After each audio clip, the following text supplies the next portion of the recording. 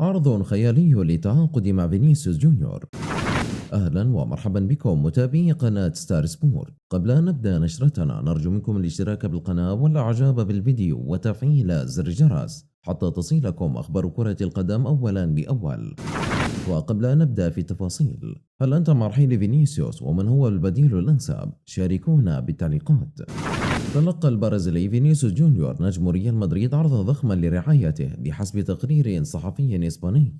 ويتألق فينيسيوس بشكل لافت مع الميرينجي منذ الموسم الماضي، حيث بات أحد أهم نجوم الفريق الذين لا غنى عنهم. وبحسب شبكة ديفنسا سنترال الإسبانية، فقد تقدمت شركة بوم الألمانية للملابس الرياضية بعرض مغري لرعاية فينيسيوس الذي يتعاقد حاليا مع شركة نايكي الأمريكية.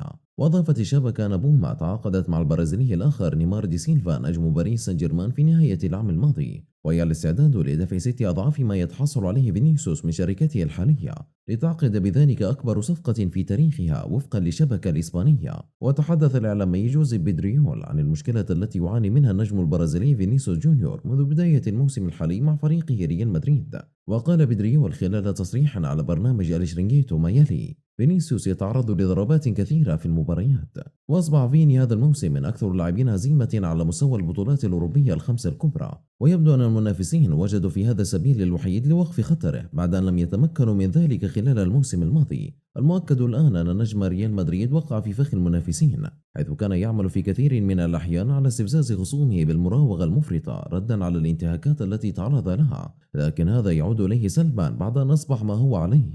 وحتى الجماهير تلقي عليه الكثير من الإساءات العنصرية، مما يخرجه من أجواء الاحتفالات ويضع في مزاج غير جيد جدا. متابعينا الكرام، شكرا لكم على حسن المشاهدة، ولا تنسوا الاشتراك بالقناة والإعجاب بالفيديو وتفعيل زر الجرس فضلا وليس أمرا.